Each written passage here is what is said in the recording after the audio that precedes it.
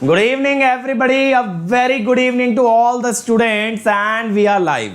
तो बच्चों आप सभी लोगों को वेलकम है क्रिएट्रिक्स चैनल पे और आज हम लाइव आ चुके हैं अपने लास्ट लेक्चर के लिए। फॉल्ट का लास्ट लेक्चर लेके आए हैं बेटा आपके लिए।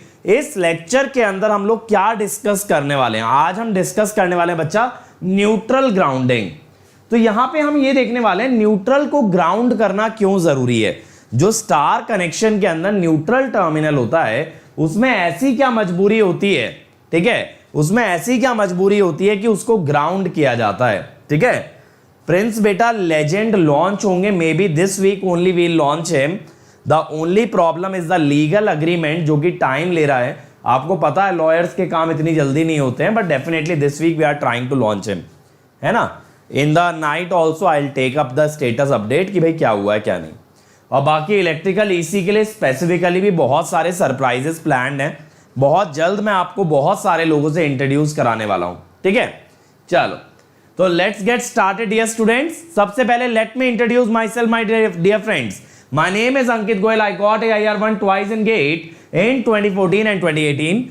I was awarded the President of India Gold Medal in the year 2013 when I graduated from IIT Indore. Till date, I have trained more than 1 lakh students in the online and the offline classes, and I am presently working as a director at an academy for GATE department. अब बच्चों देखो ये सब credential हैं जो कि matter भी करते हैं, but what matters the most is कि गाइस आप लोग ऐसे क्रेडेंशियल बनाओ, आप लोग इस मुकाम पे पहुंचो जहां शायद मैं मेहनत करके पहुंचा हूं और फिर एक दिन हम लोग इंटरव्यू करें। I interview you and I ask you कि बेटा आपने तैयारी कैसे की थी, आपकी क्या स्ट्रेटेजी थी। उस मुकाम पे हमें जाना है, उस मुकाम पे जाना है और उसके लिए हम लोग दिन रात यार मेहनत भी कर रहे हैं। मुझे पूरी उम्मीद है कि मेरे बच्चे उतनी ही मेहनत कर रहे हैं जितनी शायद मैं कर रहा हूं। वो भी दिन रात एक करके जुट गए हैं तैयारी में कि भैया कोई चीज में कमी नहीं छोड़ेंगे, कोई चीज में कमी नहीं छोड़ेंगे एंड हम कर दिखाएंगे। और इस फीलिंग के साथ मेरी पूरी स्टूडेंट कम्युनिटी लगी हुई है, दैट आई टोटली बिलीव।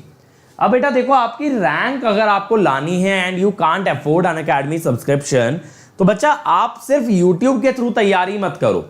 आपके पास और भी रिसोर्सेज हैं जैसे कि अनअकैडमी फ्री प्लेटफॉर्म। अब ये अनअकैडमी फ्री प्लेटफॉर्म पे आपको क्या मिलता है बेटा? अनअकैडमी फ्री प्लेटफॉर्म पे आपको मिलती हैं फ्री क्लासेस, ठीक है, फ्री क्लासेस। इसके अलावा फ्री टेस्ट सीरीज, ठीक है, फ्री टेस्ट सीरीज। इसके अलावा बेटा आपको मिलता है क्या? फ्री टेस्ट सीरीज के अलावा फ्री क्विजेस और जैसा अभी कल ही हुआ था अनअकैडमी कॉम्बैट। तो इतना कुछ ऑलरेडी आपको फ्री मिल जाता है जो कि आपकी यूट्यूब क्लासेस को कॉम्प्लीमेंट करके आपको एक बूस्ट दे देता है, आपको बेटा एक बूस्ट दे देता है जिससे कि आप एक कदम और आगे बढ़ जाते हैं, एक कदम और आप आगे बढ़ जाते हैं और आपके लिए आपकी जर्नी आसान हो जाती है। ये सभी चीज, ये सभी फैसिलिटी अवेल करने के लिए करना कुछ नहीं है बच्चा, आपको बस अनअकैडमी ऐप डाउनलोड करनी है। उसमें आप कोई भी फ्री इनिशिएटिव ट्राई करते हो तो वो आपसे पूछता है कि बेटा किसने बुलाया जो तुम चले आए, तो आप बताएंगे अंकित सर ने बुलाया है। और कैसे बताओगे? Using the code Ankit ESE। तो बेटा ये कोड आपको 10% ऑफ तो दिलाता है परचेज करते हुए, लेकिन फ्री प्लान के लिए भी ना ये चाबी है। फ्री प्लान पे एक ताला पड़ा हुआ है, वो चाबी मांगता है तो वहां ये चाबी लग जाती है अंकित ESE। विकास बेटा मेजरमेंट का रिमेनिंग सिलेबस रमन सर ने कवर करा दिया, एक बार आप जाके चेकआउट करो, रमन सर ने पूरा निपटा दिया है, ठीक है।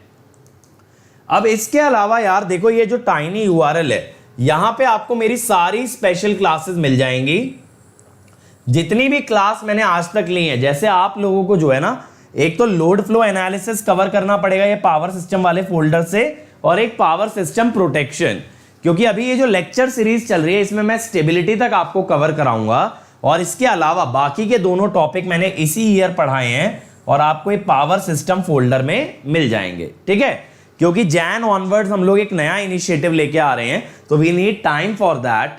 तो 2021 वाले बच्चों के लिए कुछ और करने वाले हैं बेटा, लेकिन उसके लिए टाइम चाहिए, तो उसके लिए पहले आपको पावर सिस्टम का बचा हुआ सिलेबस यहां से कंप्लीट करना होगा। स्टेबिलिटी तक मैं यूट्यूब पे कराऊंगा। इसके अलावा देखो यार इंडिया की सबसे पहली वीडियो बुक हमने आपके लिए बना दी है बेटा। इसमें इस चैनल के सारे videos PDF by PDF, lecture by lecture, chapter by chapter, आपको ना सब कुछ एक जगह मिल रहा है। तो बेटा इतना वेल अरेंज कोर्स मिल रहा है ना कि जिस लैंग्वेज में जो सब्जेक्ट पढ़ना चाहो यहां पे आपका अवेलेबल है। यह है इंडिया की सबसे पहली वीडियो बुक, सबसे असरदार कोर्स और बेटा एकदम जानदार कोर्स आपके गेट 2021 के लिए। तो अभी भी अगर बेटा कोई सब्जेक्ट कोई टॉपिक वीक लग रहा है तो जरूर इस वीडियो बुक को विजिट करना और एकदम निपटा डालना जो भी आपकी वीकनेस आपको लगती है, ठीक है। अब इसके अलावा यार देखो अभी हम लोगों ने YouTube पे क्या स्टार्ट किया, विशाल सर ने स्टार्ट किया प्रोबेबिलिटी का क्रैश कोर्स, शंकर सर ने स्टार्ट किया नेटवर्क का क्रैश कोर्स और बेटा पंकज सर ने स्टार्ट किया कंट्रोल का क्रैश कोर्स। यहां आप टाइमिंग देख सकते हो, विशाल सर 9 से 11:30 ले रहे हैं डेली, शंकर सर 5:30 बजे ले रहे हैं और बच्चे पंकज सर ले रहे हैं 4 बजे। तो ये क्लासेस जरूर अटेंड करना ताकि आप लोगों के ये सब्जेक्ट ब्रशअप हो जाएं। इसके अलावा यार इस संडे होने वाली है मैराथन, पंकज सर ले रहे हैं जेड ट्रांसफॉर्म की सुबह 9 बजे, रमन सर ले रहे हैं ट्रांजिएंट एनालिसिस की 1 बजे, मैं ले रहा हूं 5 बजे पावर सेमीकंडक्टर डिवाइसेस और वरुण सर ले रहे हैं 8:30 बजे रिवीजन ऑफ इंडक्शन मशीन। तो बेटा ये महा मैराथन संडे होने वाला है आपके लिए, तो इसमें आना जरूर। 4 मैराथन सेशन और काफी चीजें आपकी खिंच जाएंगी सिर्फ एक संडे में, ठीक है। आशुतोष बेटा प्रोटेक्शन में पढ़ा चुका हूं स्पेशल में, लेकिन मैं फेब से वापस कंटिन्यू करूंगा, तब मैं कराऊंगा प्रोटेक्शन। अब इसके अलावा देखो यार अगर प्लस पे आते हो तो प्लस पे आपको मिलते हैं सभी टॉप एजुकेटर के लाइव क्लास, उनके डेली प्रैक्टिस पेपर, उनकी weekly quizzes, test series, question bank, practice questions week, और इसके अलावा आपको मिलेगा डाउट क्लियरिंग। और बेटा सिर्फ कॉम्प्रिहेंसिव ही नहीं, क्रैश कोर्स भी मिलेंगे। And the best part is कि आप एक सब्सक्रिप्शन में जितने चाहे उतने बैचेस में एनरोल कर सकते हो, that is totally up to you. और आइकॉनिक है इसका बड़ा भाई, आइकॉनिक आपको प्लस के सारे बेनिफिट्स के साथ देता है, एक पर्सनल कोच जो कि आपकी जो प्रॉब्लम रहती है ना सर कैसे पढ़ें, कहां से पढ़ें, ये हमें कैसा रूटीन बनाना है, मैं जॉब वाला हूं, मैं कॉलेज गोइंग स्टूडेंट हूं, ये सारी चीजों को टैकल करते हुए आपके लिए एक बेस्ट स्ट्रेटेजी, एक बेस्ट प्लान बनवाएगा। आपका बेटा जो मेन टीचर्स हैं, जो टॉप एजुकेटर्स हैं, उनके साथ हर 2 हफ्ते में एक स्ट्रेटेजी सेशन लगेगा जहां आप अपनी सारी क्वेरीज क्लियर कर सकते हो। आपको सेम डे आपके डाउट का आंसर दिया जाता है बाय एक्सपर्ट, जो भी डाउट आप पोस्ट करोगे ग्रुप पे उसका इमीडिएट आपको आंसर मिलेगा। एंड नॉट ओनली दिस, आपको स्टडी मटेरियल एक्स्ट्रा मिलेगा और बेटा आपको टेस्ट का एनालिसिस भी अलग से करके दिया जाता है कि आपको मालूम चल जाए आपकी स्ट्रेंथ और वीकनेस। इसमें आपको करना क्या है बच्चे, इसमें आपको बस एक कोड लगाना है अंकित ESE, और अंकित ESE कोड से ही आपका देखो फ्री प्लान भी एक्टिव होता है, इसी से बेटा आपका प्लस भी एक्टिव होता है और इसी से आपका आइकॉनिक भी मिलता है। तो प्लस या आइकॉनिक के लिए जाते हुए पेमेंट के टाइम पे चेक कर लेना that the code is Ankit ESE। अब बच्चा जल्दी से इस कंप्यूटर का पासवर्ड दे दो so that we start the class, ठीक है। जल्दी से बताओ, जल्दी से इस कंप्यूटर का पासवर्ड बता दो यार, जिससे कि हम जल्दी से जल्दी ये क्लास स्टार्ट कर लें। कम on everybody, yes yes yes, let's crack it, let's crack it.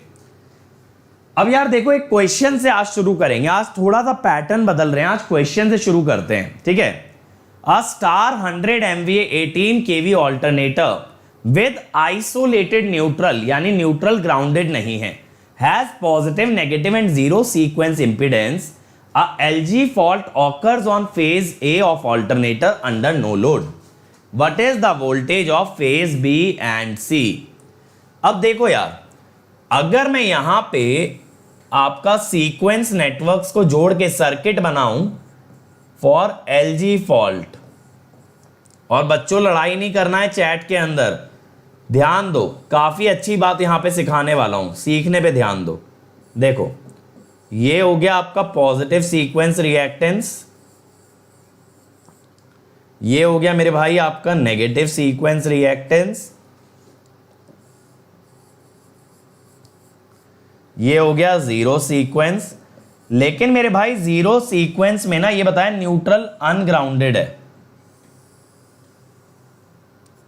ठीक है, न्यूट्रल अनग्राउंडेड है। इसी वजह से क्या हुआ, आपका XN इंफिनिटी हो गया, और XN इंफिनिटी हो जाने से यहां पे ओपन सर्किट हो गया, ठीक है, यहां पे आपका ओपन सर्किट हो गया भाई।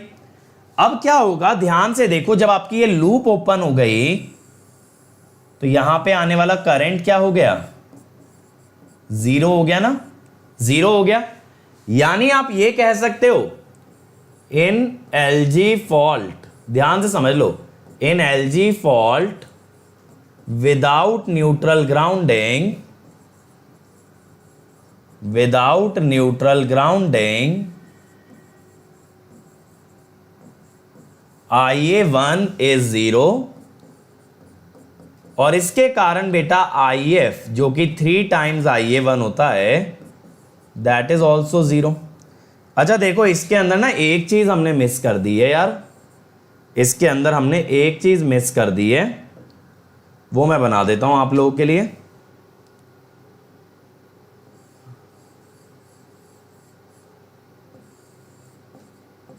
हम ना ये मिस कर गए, ये है 1 एंगल 0 का सोर्स, सोर्स हमने मिस कर दिया है ना। तो अब देखो यार, ये तो हमें क्लियर हो गया कि बिना न्यूट्रल ग्राउंडिंग के एलजी फॉल्ट में कोई फॉल्ट करंट नहीं बनेगा, कोई फॉल्ट करंट नहीं बनेगा। अब लेकिन पूछा क्या है आपसे, बी और सी की फेज वोल्टेज। यार अब एक सिंपल सी चीज सोचना, बी फेज की वोल्टेज क्या होगी, VA0 plus alpha square VA1 plus alpha VA2, और VC की क्या होगी, VA0 plus alpha VA1 plus alpha square VA2। अब देखो यार, ये हो गई आपकी VA1, ध्यान से देखते चलना, ये हो गई बच्चा आपकी VA2, और यहां पे आपकी ये हो गई VA0। अब देखो यार, VA1 अगर इस सर्किट से निकालना है, VA1 अगर इस सर्किट से निकालना है तो आपको ना पॉजिटिव सीक्वेंस वाले नेटवर्क पे ध्यान देना है। अब सबसे गजब बात यह है कि इस सर्किट में कोई करंट नहीं है, ठीक है, सर्किट में कोई करंट ही नहीं है। तो अगर मैं VA1 लिखता हूं, देखो it is 1 angle 0 minus j IA1 x1। अब IA1 तो 0 है, तो दिस इज 1 एंगल 0। VA2 अगर मैं लिखता हूं माइनस j IA2 x2, तो दिस इज ऑल्सो 0। VA0 अगर लिखें, अब ये क्वेश्चन मार्क है, ये क्वेश्चन मार्क बेटा क्यों है, देखो करंट 0 है, आपको एक बार के लिए ये लगेगा सर करंट 0 है तो वोल्टेज भी 0 होनी चाहिए। नहीं मेरे भाई, क्योंकि देखो ओपन सर्किट का मतलब है इंपीडेंस इनफाइनाइट है, इंपीडेंस अगर इनफाइनाइट है और करंट 0 है तो 0 इंटू इंफिनिटी को आप 0 नहीं कह सकते, 0 into infinity can not be equal to 0, ठीक है। तो बच्चा अब आपको क्या करना पड़ेगा यहां पे,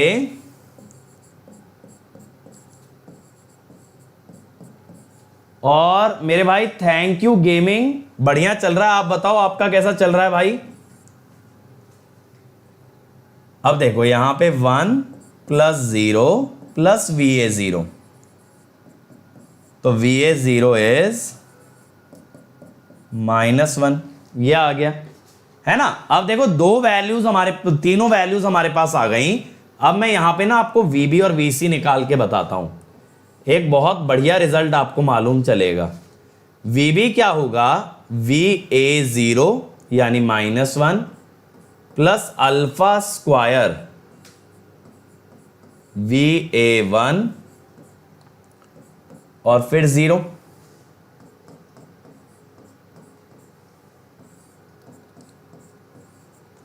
ठीक है।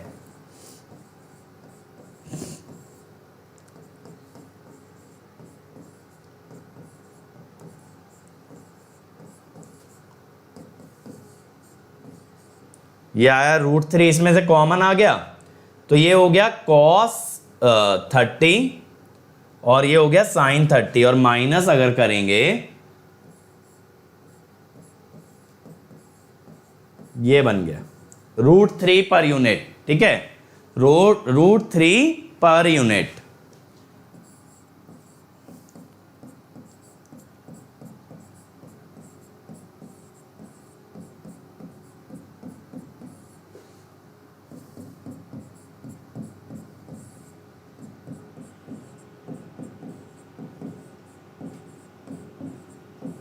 अब देखो यहां पे भी ऐसे ही आएगा, सेकंड क्वाड्रेंट में। यार अब एक चीज सोचो, आप यहां पे आपके पास जो फेज वोल्टेज आ रही है, आपके पास जो फेज वोल्टेज आ रही है बेटा, इसके अंदर वैल्यू आ रही है √3 पर यूनिट। ठीक है, √3 पर यूनिट आ रही है। अब √3 पर यूनिट अगर आ रही है तो आप ये कह सकते हो VB और VC, मैंने बताया था ना पर यूनिट से एक्चुअल वैल्यू में आने के लिए फेज का बेस यूज करते हैं। तो बेटा मैं आपको यहां पे क्या बताना चाह रहा हूं कि यहां पे आपकी फेज वोल्टेज लाइन के बराबर आ गई है। यहां पे आपकी फेज की वोल्टेज लाइन के बराबर आ गई है। ठीक है, तो इसके अंदर क्या है, इसके अंदर क्या हुआ, तो बेसिकली न्यूट्रल ना ग्राउंड करने से फॉल्ट करंट 0 हो गया, फॉल्ट करंट 0 हो गया। लेकिन बेटा उस कारण से फेज की वोल्टेज किसके बराबर आ गई, लाइन के। अगर फेज में 73%, फेज में अगर 73% वोल्टेज में इंक्रीज आ गया तो बच्चा आपकी इंसुलेशन डैमेज हो जाएगी, आपकी इंसुलेशन डैमेज हो जाएगी। यानी ए फेज में ग्राउंडिंग वाला फॉल्ट आया, उसके कारण बी और सी की इंसुलेशन डैमेज हो सकती है, और यही खतरा है न्यूट्रल को ना ग्राउंड करने का। समझ आ रही है मेरी बात? न्यूट्रल को ना ग्राउंड करने का सबसे बड़ा रिस्क है कि यहां फेज वोल्टेज बन जाती है लाइन के बराबर, which can damage the insulation in the other two phases. अब नितिन क्या कह रहे हैं, पावर इलेक्ट्रॉनिक्स में थायरिस्टर, डायक, ट्रायक, यूजेटी, इससे स्टार्ट करना मेरा भी भला हो जाए। नितिन बेटा अभी तो जो मैराथन लेने वाला हूं, इस मैराथन के अंदर तो मैं गेट ओरिएंटेड पढ़ाने वाला हूं। ठीक है, सिर्फ कॉलेज के पर्पज से नहीं पढ़ाया जा सकता अभी। ठीक है, कॉलेज के लिए हम लोग एक अलग से चैनल डाले हुए हैं, which is by the name Unacademy semester exam. तो वहां पे आप कॉलेज एग्जाम्स की बेहतरीन तैयारी कर सकते हो।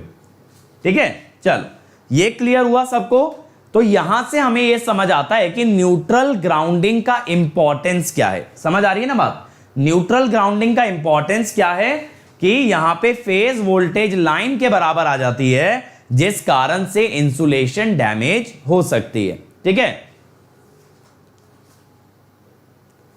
विकास बेटा रमन सर ने बाकी के टॉपिक करा दिए, तो जो तुम्हारा सिलेबस है, सिलेबस कंप्लीट होना चाहिए। अब कल को आप कहो सर विशाल सर से मेजरमेंट लगवा दो, अब मैं उनको बोलूं कि सर पहले पढ़ो और फिर बच्चों की डिमांड आ रही है उनको पढ़ाओ। बेटा ऐसे नहीं होता, आपको सिलेबस कंप्लीशन कमिट किया गया है तो सिलेबस कंप्लीट करके दे रहे हैं, सारे सब्जेक्ट दे रहे हैं, कॉम्प्रिहेंसिव, क्रैश, क्वेश्चन, सब चीजें तो करा रहे हैं, फ्री टेस्ट सीरीज तक लगा दी। अब इससे ज्यादा तो यार एक्सपेक्ट करना अनफेयर है ना।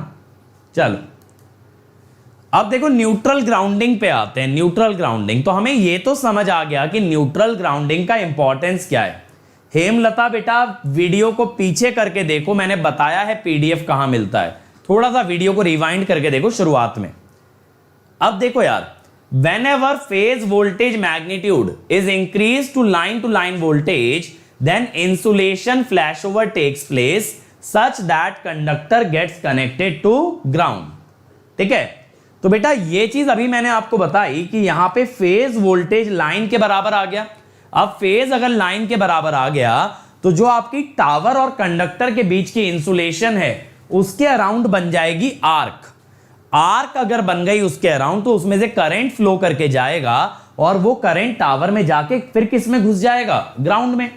ठीक है, तो करंट पहले कंडक्टर से चलेगा फिर इंसुलेशन से क्रॉस करेगा, कैसे, आर्क से। यानी इंसुलेटर मान लो ये रहा, ये मान लो इंसुलेटर है, इसके चारों तरफ ना ऐसे आर्क बन जाएगी, एयर आयनाइज हो जाएगी, तो इंसुलेटर को बाईपास करके निकल जाएगा करंट, इंसुलेटर को बाईपास करके निकल जाएगा और वो किस में चला जाएगा, फिर ग्राउंड में। ठीक है, तो इसको कहते हैं आर्किंग ग्राउंड। क्या कहते हैं इसको, आर्किंग ग्राउंड। और यही चीज अवॉइड करने के लिए आपको क्या करना है, आपको न्यूट्रल को कनेक्ट करना है ग्राउंड से। आपको क्या करना है भाई, you have to connect the neutral to the ground.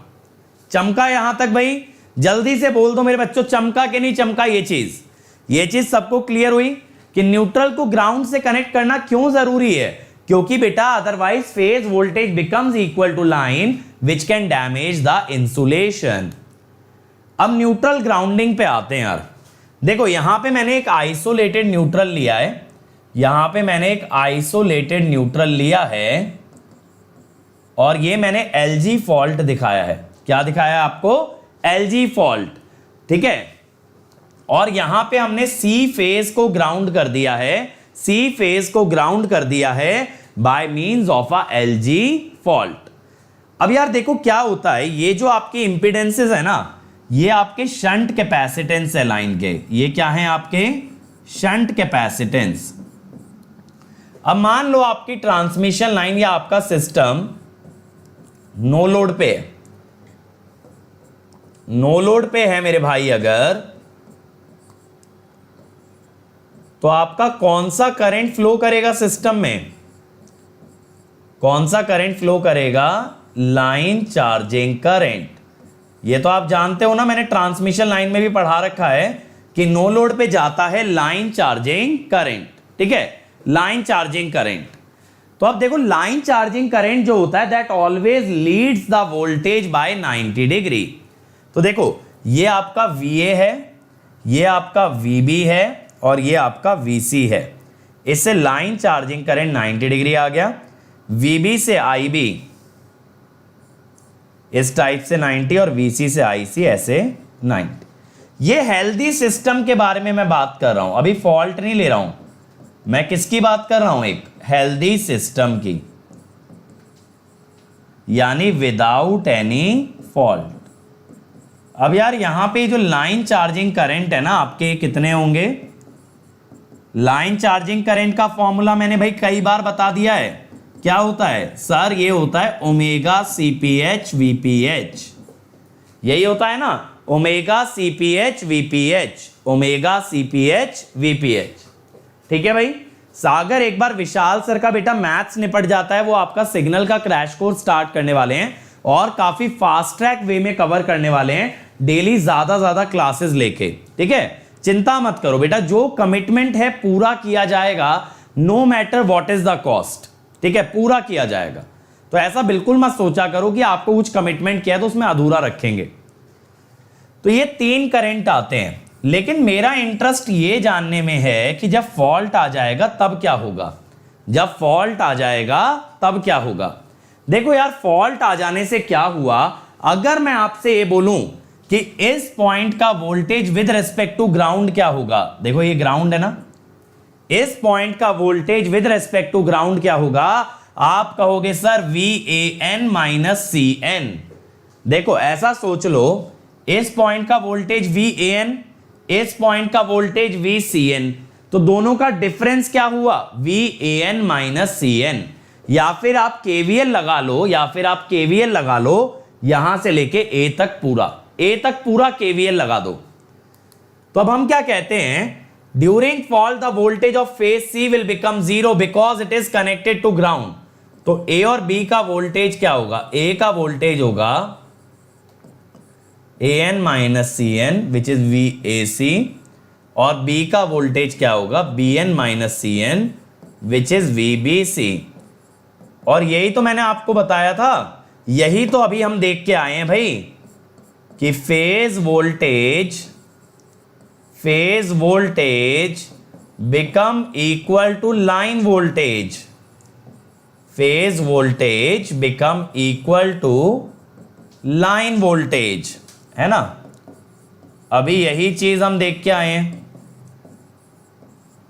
Clear है ना, ये चीज, यही चीज हम देख के आए हैं। अब देखो यार, ये रहा आपका VAN, ये रहा VBN और ये रहा VCN। अब जो नया आपका VA बन रहा है, अब जो आपका नया VA बन रहा है वो VAC है, ये रहा VAC। कैसे बनाया? C से A तक फेजर बना दिया, C से A तक फेजर बना दिया। अब VBC कैसे बनेगा? C से B तक फेजर बना दो, C से B तक फेजर बना दो, ठीक है। नितिन YouTube पर प्रोटेक्शन का फर्स्ट लेक्चर गायब है। बेटा YouTube पे क्यों जा रहे हो? मैंने 50 बार बता दिया, स्पेशल में जाओ, सारे लेक्चर मिलेंगे। मैं देता तो रहता हूं टाइनी यूआरएल, कहां गायब हो। अब यार देखो ये जो फेज वोल्टेज है ना, ये अब लाइन वोल्टेज के बराबर हो चुकी है, यानी अब फेज वोल्टेज ए की VAN नहीं रह गई, क्या हो गई VAC, और बी की क्या हो गई VBC। तो अब बच्चा जो इनके लाइन चार्जिंग करंट आएंगे वो ऐसे आएंगे, देखो ये वाला करंट VAC से 90 लीड कर रहा है और दूसरा करंट VBC से 90 लीड कर रहा है, देखो ऐसे, समझ आया। पहले जैसे मैंने देखो AN BN और CN से 90 लीड कराया था, अब AN की जगह आ गया AC, BN की जगह आ गया BC, तो करंट उन वोल्टेज से 90 डिग्री लैग कर रहे हैं। लेकिन मेरे बच्चों एक चीज पे ये भी तो ध्यान दो, जब वोल्टेज √3 टाइम्स हो गई तो करंट भी क्या हो गया √3 टाइम्स, करंट भी क्या हो गया √3 टाइम्स। अब देखो जब इन दोनों वोल्टेज में 60 डिग्री का एंगल है तो इनके परपेंडिकुलर करंट्स में भी 60 डिग्री का एंगल है। जब दो फेजर, एक बात पे ध्यान देना, जब दो फेजर बराबर वैल्यू के 60 डिग्री पे ऐड होते हैं तो उनका रिजल्टेंट √3 टाइम्स आता है। कैसे? a² + a² + 2aa cos 60। दोबारा सुन लो, a² + a² + 2aa cos 60, ये √3 टाइम्स आएगा। तो √3 × √3 IC, ये आ गया 3 IC। क्या आ गया 3 IC। अब आप कहोगे सर इसको ऐड क्यों कर दिया, देखना मैं आपको डायग्राम बना के समझाता हूं।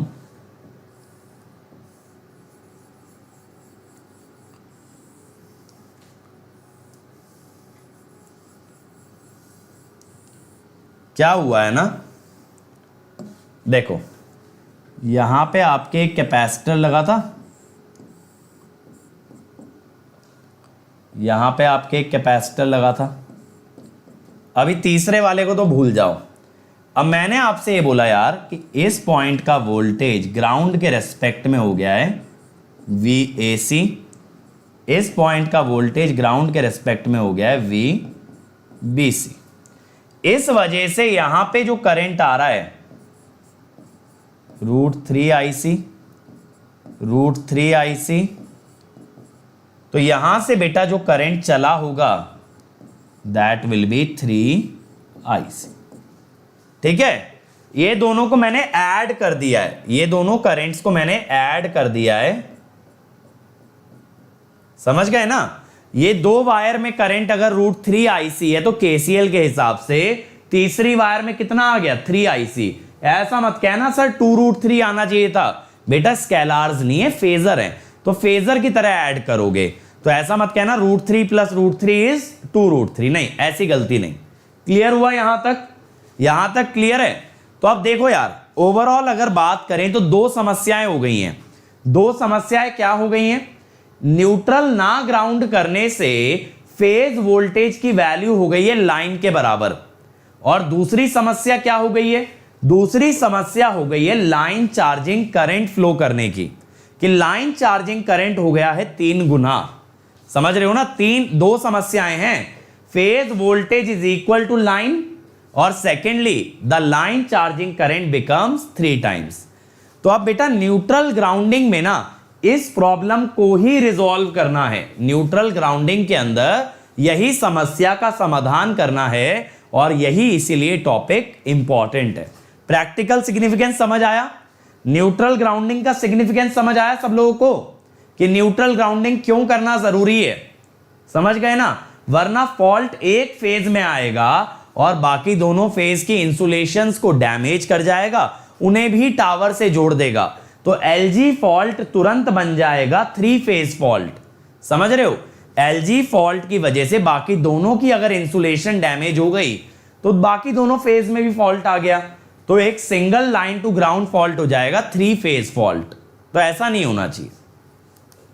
अब देखो यार ग्राउंडिंग दो तरह की होती है, ग्राउंडिंग बेटा दो तरह की होती है, एक होती है सिस्टम ग्राउंडिंग और एक होती है न्यूट्रल ग्राउंडिंग। एक क्या होती है? Neutral grounding. ठीक है, अब ये सिस्टम ग्राउंडिंग क्या है? सिस्टम ग्राउंडिंग या पहले न्यूट्रल ग्राउंडिंग। तो बेटा न्यूट्रल ग्राउंडिंग का मैंने आपको अभी सिग्निफिकेंस बता दिया कि अगर आप न्यूट्रल टर्मिनल को ग्राउंड करते हो, अगर आप न्यूट्रल टर्मिनल को ग्राउंड करते हो मेरे बच्चे, तब उससे आपका वो जो आर्क बनता है बाकी दोनों फेजेस में, वो अवॉइड किया जा सकता है। You can avoid the arcing ground if you ground the neutral terminal. बात क्लियर है?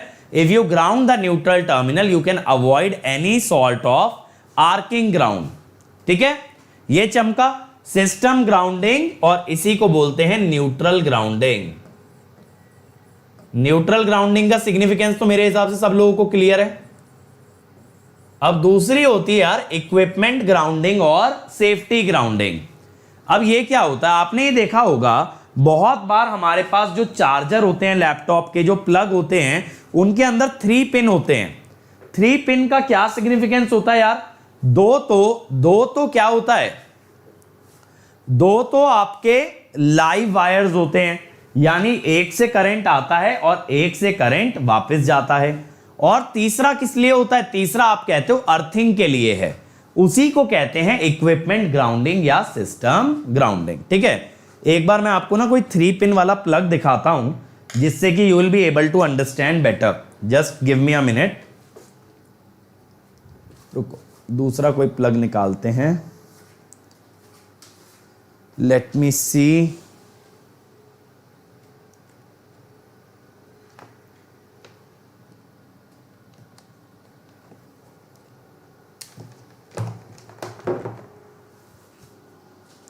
ठीक है, देखो अब जैसे देखो यार, ये वाला प्लग देखो, ये मेरे लैपटॉप का चार्जर है। अब अगर आप यार ध्यान से देखोगे इसमें, तो ये ऊपर वाली जो पिन होती है ना मोटी वाली, ये होती है आपकी अर्थिंग की। बाकी ये जो 2 नीचे वाली पिन होती है ना, these are for neutral grounding. ये ये लाइव है, ये लाइव है, और ये है आपकी अर्थिंग वाली। और अगर ध्यान से देखोगे यार, साइड से देखोगे तो समझ आएगा कि ये पिन मोटी है और बाकी की दोनों पिन पतली हैं। अब ये ऊपर वाली पिन मोटी क्यों होती है? सबसे पहली बात, या ये अर्थिंग का क्या सिग्निफिकेंस है? यार देखो बहुत बार आपने ऑब्जर्व किया होगा, जैसे मेरे साथ क्या हुआ है बहुत बार, कि जो कूलर होता है ना, जो कूलर चलाते हैं गर्मियों में, अब तो खैर एसी चलाते हैं, बट पहले हम लोग के पास भी कूलर ही होता था। अब हमारे पास होता था वो लोहे वाला, स्टील वाला कूलर।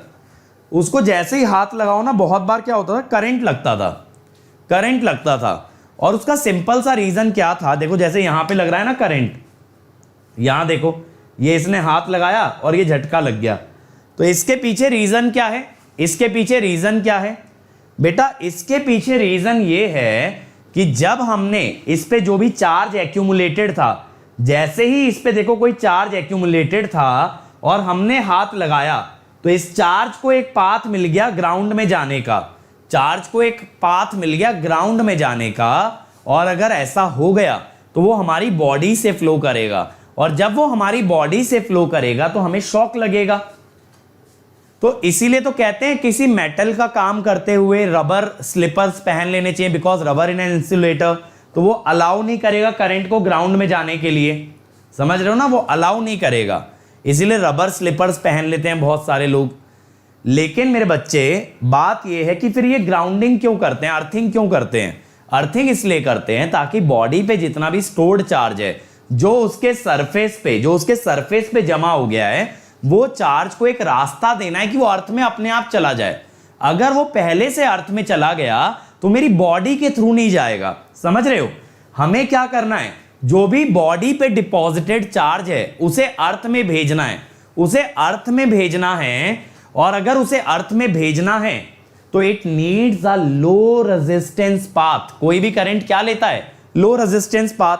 यार अब देखो, जो मैंने आपको चार्जर दिखाया है, इसके अंदर ये ऊपर वाली पिन मोटी क्यों होती है, ये आपको यहीं से समझ आ जाएगा। So that to keep the resistance minimum, इसको मोटा बनाते हैं ताकि इसका रेजिस्टेंस कम रहे।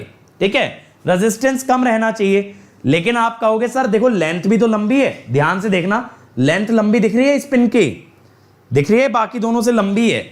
आप कहोगे सर लेंथ लंबी है तो रेजिस्टेंस बढ़ भी तो गया, बिल्कुल जायज पॉइंट है यार। लेकिन लेंथ इसीलिए लंबी रखते हैं कि सबसे पहले यही पिन एंटर भी करे और यही पिन लीव भी करे। समझ रहे हो?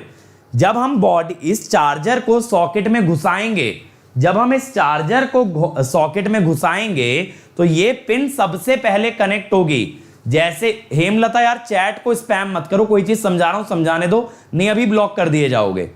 सुनो अब मेरी बात, जैसे ही ये पिन इंसर्ट होगी चार्जर में या फिर इंसर्ट होगी ये आपके एक्सटेंशन में, सॉकेट में, तो सबसे पहले ये वाली पिन जाके जुड़ेगी, जिससे कि बॉडी पे रखा हुआ सारा चार्ज पहले कहां चला जाएगा, अर्थ में। उसके बाद हमारी डिवाइस काम करना शुरू करेगी। समझ रहे हो?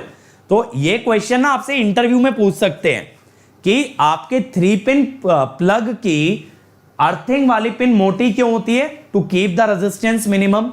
लेंथ क्यों लंबी होती है? So that it is the first pin that gets connected into the socket and it provides the path to the charge to flow into the ground. चमक गया? लेंथ लंबी इसलिए है सबसे पहले स्टोर्ड चार्ज को हटाएंगे, मोटी इसलिए है स्टोर्ड चार्ज को एक लो रेजिस्टेंस पाथ देंगे। इसे कहते हैं अर्थिंग। तो अर्थिंग और ग्राउंडिंग में क्या फर्क है? ग्राउंडिंग का मतलब है न्यूट्रल ग्राउंडिंग, जिससे आर्किंग फॉल्ट बचाया जाता है। अर्थिंग का मतलब है आउटर बॉडी को अर्थ से कनेक्ट करना, जिससे स्टोर्ड चार्ज हटाया जाता है। तो अब अगर आपसे कोई पूछे ना न्यूट्रल और ग्राउंडिंग और अर्थिंग में क्या फर्क है, तो बहुत अच्छे से समझा सकते हो। समझ आया? ग्राउंडिंग माने न्यूट्रल ग्राउंडिंग, अर्थिंग माने इक्विपमेंट ग्राउंडिंग। चलो अब यार देखो कितनी तरह की ग्राउंडिंग होती है, कितनी तरह की न्यूट्रल ग्राउंडिंग होती है। सबसे पहले आती है सॉलिड ग्राउंडिंग। सॉलिड ग्राउंडिंग का बेटा मतलब क्या होता है यहां पे? इसका मतलब होता है कि न्यूट्रल इंपीडेंस इज 0, यानी कि आपने देखो न्यूट्रल पॉइंट को ना डायरेक्टली ग्राउंड से कनेक्ट कर दिया है। अब इसको यूज कहां करते हैं? इसको यूज कहां करते हैं? Used when x0 by x1 less than 3। तो लेस 0 सीक्वेंस इंपीडेंस पे इसको यूज किया जा सकता है। ठीक है, ये क्राइटेरिया आपको याद रखना है। ये क्राइटेरिया जो डिफाइंड है ये आपको याद रखना है। अब दूसरी आती है रेजिस्टेंस ग्राउंडिंग। रेजिस्टेंस ग्राउंडिंग का क्या मतलब है यार? कि Zn is actually equal to a resistance. Zn सिर्फ किसके बराबर है? एक रेजिस्टेंस के। ये कहां यूज करते हैं बच्चे? ये यूज करते हैं ऑल्टरनेटर के अंदर। परिचय कल से स्टेबिलिटी स्टार्ट होगा। ये यूज करते हैं ऑल्टरनेटर के अंदर। क्यों करते हैं? देखो क्या होता है जब कभी फॉल्ट आता है, मैंने आपको एक चीज समझाई थी, फॉल्ट आने पे जो पावर फ्लो करती है वो रिएक्टिव पावर होती है, ना कि रियल पावर। क्यों? क्योंकि सिस्टम के अंदर ज्यादातर रिएक्टेंसेस हैं और वो कौन सी पावर लेंगी? Reactive power. लोड को तो पावर जाती नहीं, और लोड को नहीं जा रही, लोड ही तो रियल पावर लेता है। लोड को अगर पावर नहीं जा रही तो रियल पावर तो खत्म हो गई। अब सिस्टम की इंडक्टेंसेस कौन सी पावर लेंगी? Reactive power. इस कारण से आपके सिस्टम में पावर का इम्बैलेंस आ जाता है। पावर का इम्बैलेंस कैसे? इनपुट तो आ रहा है शाफ्ट से, जो स्टीम है, जो वाटर है, वो तो चल रहा है, लेकिन बाहर उस रियल पावर को लेने वाला कोई नहीं है। समझ रहे हो? मैंने जो स्टीम छोड़ी थी टरबाइन पे वो तो अभी भी आ रही है, लेकिन उससे जो पावर जनरेट हो रही है उसे कोई ले नहीं रहा। यानी पावर आ रही है लेकिन बाहर नहीं जा रही है। तो ये पावर जाएगी कहां? ये एनर्जी जाएगी कहां? अब भैया ये तो सोचने वाली बात हो गई ना। एनर्जी तो आ रही है टरबाइन पे, लेकिन उससे पैदा होने वाली जो विद्युत पावर है ना, बिजली है, जो इलेक्ट्रिसिटी है, वो कोई ले नहीं रहा। तो ये सारी एनर्जी जाती है काइनेटिक एनर्जी में। कहां जाती है बेटा? काइनेटिक एनर्जी में। यानी जनरेटर के शाफ्ट की स्पीड तेज होने लगती है। अब बेटा वो एक्सेलरेट करेगा तो सिंक्रोनिज्म चला जाएगा। ठीक है, अगर वो सिंक्रोनिज्म चला गया तब क्या होगा? तब बेटा पूरा पावर सिस्टम डाउन आ जाएगा। अब इसको रोकने के लिए आप चाहते हो कुछ ना कुछ रियल पावर रहे, और रियल पावर कौन लेता है? रेजिस्टेंस। अब एक चीज सोचो, आप ये जानते हो एलजी फॉल्ट या किसी भी अनसिमेट्रिकल फॉल्ट में न्यूट्रल में कितना करंट जाता है? 3IA0। तो यहां रियल पावर आ गई ना, 3Ia0 स्क्वायर Rn।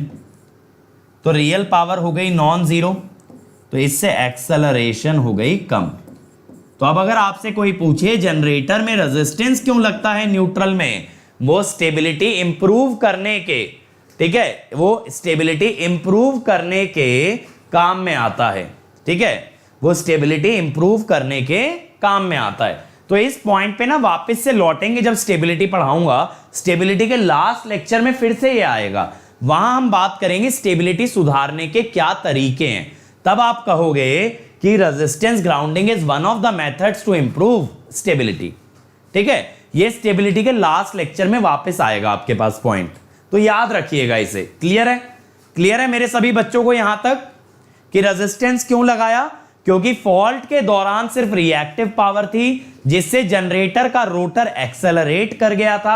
हम चाहते थे अगर रियल पावर इनपुट में आ रही है तो आउटपुट में भी कोई रियल पावर को कंज्यूम करे, और उसके लिए क्या लगा दिया? रेजिस्टेंस, ठीक है। चलो अब अगली होती है रिएक्टेंस ग्राउंडिंग। ये कहां यूज करते हैं? देखो आपने ये देखा आइसोलेटेड न्यूट्रल के अंदर लाइन चार्जिंग करंट 3 गुना हो गया।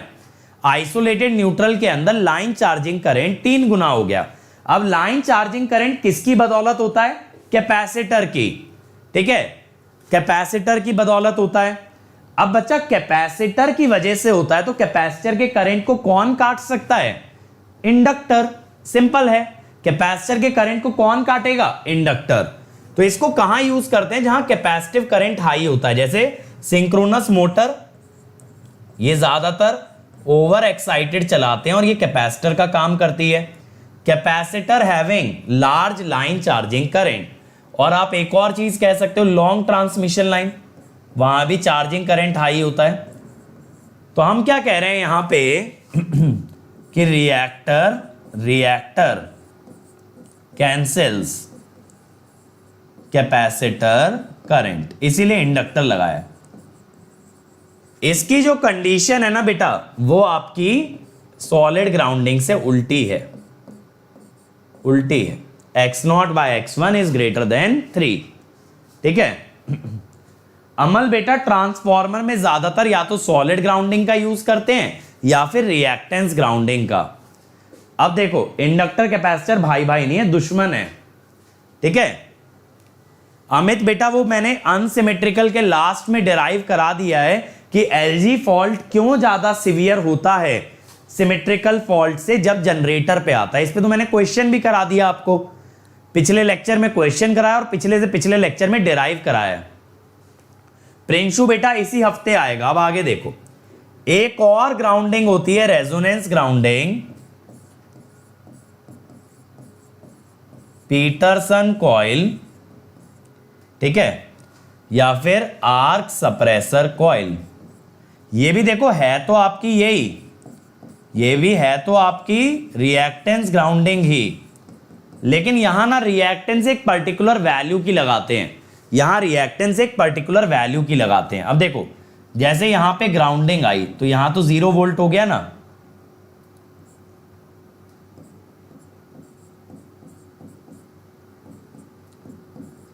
देखो इनके अक्रॉस तो फेज वोल्टेज है। तो अगर मैं ये कहूं इस इंडक्टर के अक्रॉस कितनी वोल्टेज है, इस इंडक्टर के अक्रॉस कितनी वोल्टेज है, वोल्टेज अक्रॉस इंडक्टर, तो कैसे निकालोगे? देखो इजी तरीका बताता हूं। देखो यहां पे भी 0 वोल्ट है, यहां पे भी 0 वोल्ट है, तो आप ना यहां से यहां तक केवीएल लगा लो, तो आपको यह मालूम चलेगा इंडक्टर के अक्रॉस वोल्टेज है VPH। तो अगर मैं आपसे कहूं इंडक्टर में करंट कितना होगा, VPH/ओमेगा L। अब मैं ये कहता हूं इसे कैंसिल करना है, इसे कैंसिल करना है 3 times the line charging current को। इसे कैंसिल करना है किसे?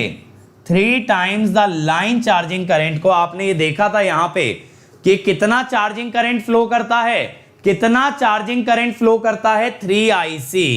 3IC। तो इसको किसके बराबर करना है? 3IC। 3 ω CpH VpH। अब देखो VpH तो दोनों तरफ से कट गया, अब L आ गया 1/3 ω² CpH।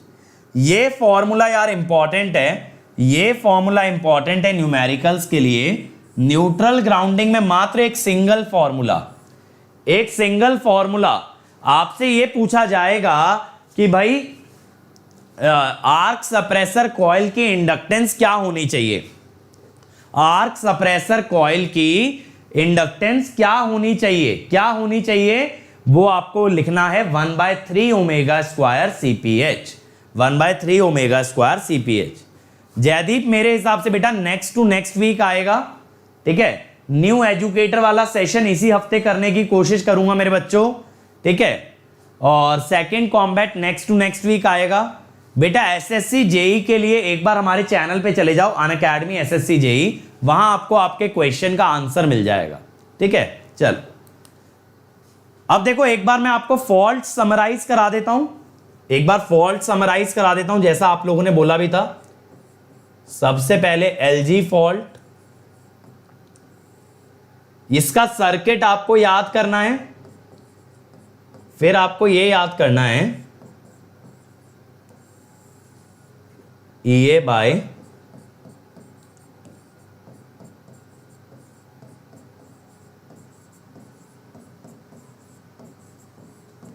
ठीक है।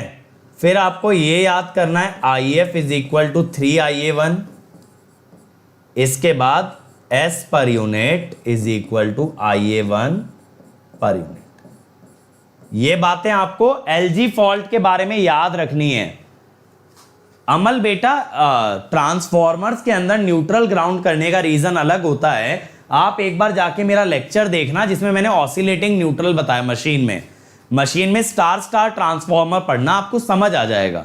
उसका पावर सिस्टम वाला रिलेशन नहीं है, ठीक है। अब दूसरा फॉल्ट है बच्चे आपका LL फॉल्ट।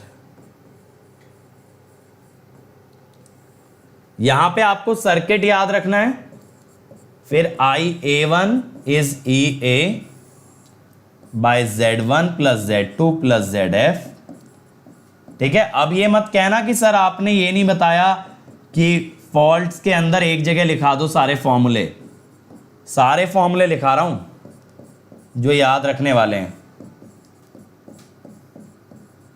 ठीक है। फिर आखिरी फॉल्ट आता है आपका यार डबल LG फॉल्ट, ठीक है। यहां पे भी आपको सर्किट तो याद रखना ही है, फिर IA1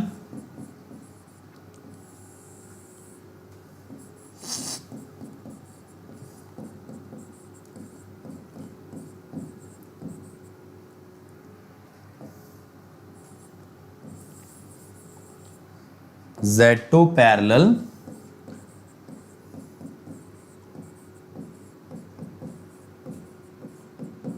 ठीक है। फिर IA0 निकालते हैं हम लोग करंट डिवीजन से,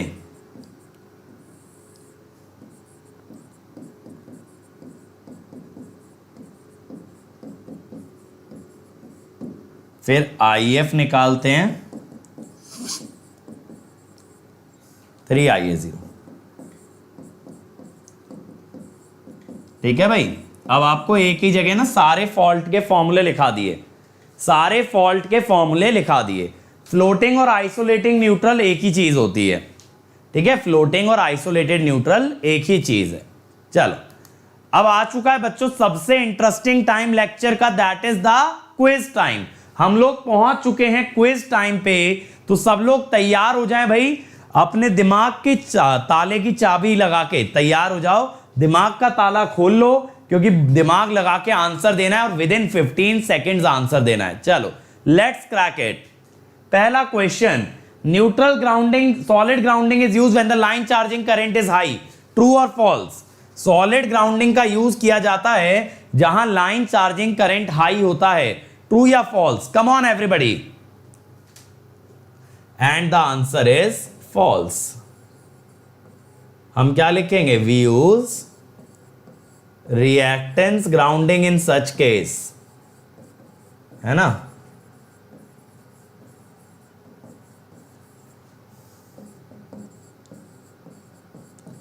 ये टॉपिक जो है ना यार आपका कोई टच भी नहीं करेगा गेट की तैयारी कराते हुए, क्योंकि ये टॉपिक इतना छोटा सा है कि लोग इररिलेवेंट समझ के छोड़ देते हैं।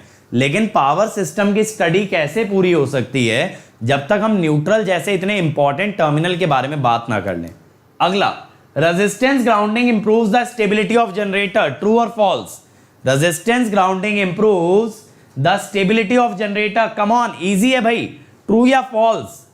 And the time is up, the time is up बच्चों, ये है आपका ट्रू। अभी बताया था ना, रियल पावर बढ़ा देता है जिससे एक्सेलरेशन कम हो जाती है। चलिए बहुत बढ़िया, बहुत सारे बच्चों ने आंसर किया है। गुरजीत ने सबसे पहले आंसर किया, then Saroj, then Kavita, then Rushali, then Ramcharan, then Madhu, then Parichay. बहुत बढ़िया, कम ऑन एवरीबॉडी। आखिरी क्वेश्चन, इस पे टाइमर नहीं लगाया है, सॉल्व करना है, सॉल्व करना है भाई, इस पे टाइमर नहीं है। ये जो यू लिखा है ना, ये माइक्रो है, समझ जाना अब, है ना, इतने तो आप लोग समझदार हो, जल्दी से बना दो यार। टाइमर नहीं लगाया बेटा मैंने, जल्दी से देखना है मुझे सबसे पहले कौन सही आंसर देगा। कम ऑन एवरीबॉडी, अभी बताया है इसका कॉन्सेप्ट, अभी बताया है। और कल से बच्चों हम लोग स्टार्ट करने वाले हैं स्टेबिलिटी वाली यूनिट, तो कल मैं आपको स्विंग इक्वेशन पढ़ाने वाला हूं, ठीक है, कल मैं आपको स्विंग इक्वेशन पढ़ाने वाला हूं। चलो जल्दी से बना दो यार ये सवाल। चलिए भाई, टाइम नहीं लगना चाहिए इसमें, कम on everybody, come on everybody, चलिए चलिए चलिए, बेहतरीन तरीके से निपटा दीजिए यार। हाँ अमन, स्टेबिलिटी के लिए फॉल्ट बहुत ज्यादा तो नहीं, मैं कहूंगा स्टेबिलिटी के लिए सिंक्रोनस मशीन आना चाहिए, बिना सिंक्रोनस मशीन के स्टेबिलिटी में हालत खराब हो जाएगी। चलो मैं ही बना देता हूं, अभी मैंने लिखवाया था L equal to 1/3 omega square C, omega is 100 pi,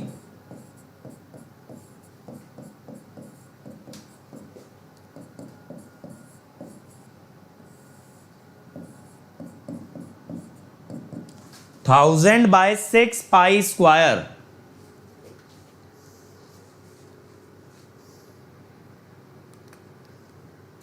16.88 henry.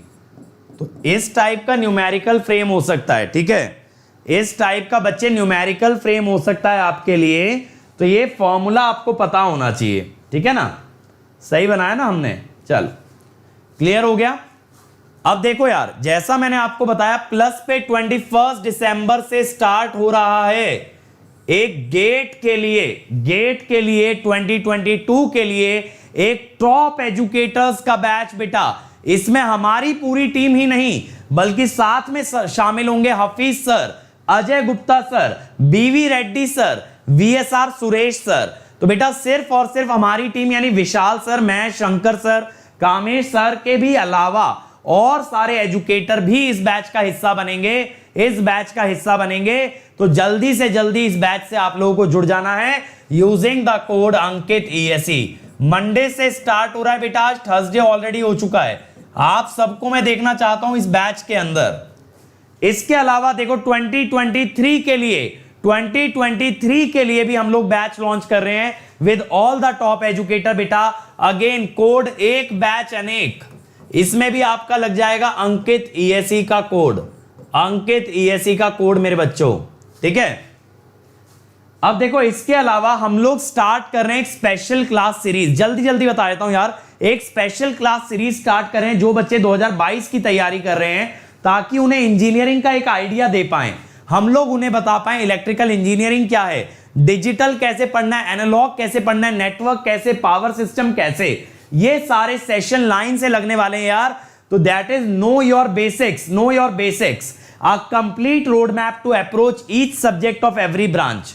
तो इसमें हर सब्जेक्ट की स्ट्रेटेजी आपसे डिस्कस होने वाली है। 20 दिसंबर से स्टार्ट हो रहा है, यानी इस संडे से। इस संडे बेटा मैं रात को 9 बजे आपके लिए लेकर के आने वाला हूं नो योर बेसिक्स का सेशन। ओवरऑल इलेक्ट्रिकल इंजीनियरिंग पे आपसे बात करूंगा, आपसे मैं डिस्कस करने वाला हूं कि कौन सा टॉपिक कितने मार्क्स का आता है, कैसे किस सब्जेक्ट पे पकड़ बनानी है, किस सब्जेक्ट में आपको ज्यादा ध्यान देना है, इलेक्ट्रिकल की ब्यूटी के बारे में डिस्कस करेंगे। बहुत सारी बातें होने वाली है बेटा दिस संडे, ठीक है। इसके अलावा देखो, अगर आप अंकित ESE कोड लगाते हो आपको 1 ईयर का फीस लगेगा 27,225, 1.5 ईयर 34,650 और मेरे बच्चे 2 ईयर 39,600। आइकॉनिक के लिए जाते हो तो 1 ईयर का फीस है 45,225 और बेटा 2 ईयर का फीस है 66,600। अब आप मुझे अनअकैडमी पे फॉलो कर सकते हो यार, ये मेरा अनअकैडमी यूजर नेम है। ये पूरा लिंक अगर आप डालोगे unacademy.com/user/ankit-2047 मेरी प्रोफाइल पे आ जाओगे। वहां अगर आपको मेरे लिए कुछ फीडबैक लिखना है इन टर्म्स ऑफ हैट, आप फीडबैक दे सकते हो। इसके अलावा आपको मुझे मैसेज करना है तो you can message me, you can follow me, बहुत सारी चीजें कर सकते हो। तो अनअकैडमी ऐप डाउनलोड कर लो। हमारे अदर चैनल्स को सब्सक्राइब कर सकते हो यार, mechanical, civil, computer science, SSC, JEE, GS terminal, Pathshala, junction, बहुत सारे चैनल है बेटा। एक बार विजिट करो और अपने मैकेनिकल, सिविल और कंप्यूटर साइंस वाले दोस्तों को भी बोलो, they can also connect with us. So thank you everybody. Like जरूर करना यार, शेयर करना, और चैनल पे अगर सब्सक्राइब नहीं किया है तो वो लाल वाला बटन दब जाना चाहिए और घंटी बजा के जाना, ताकि आपको नोटिफिकेशन आते रहें इस चैनल के जितने भी लाइव सेशन होते हैं, ठीक है। अभी 8:30 बजे मिल रहे हैं बेटा, 8:30 बजे मिल रहे हैं। और 8:30 बजे क्या पढ़ने वाले हैं हम लोग? आज 8:30 बजे हम लोग डिस्कस करने वाले हैं मशीन, पावर सिस्टम और पावर इलेक्ट्रॉनिक्स के क्वेश्चन। तो सी यू देन, थैंक यू।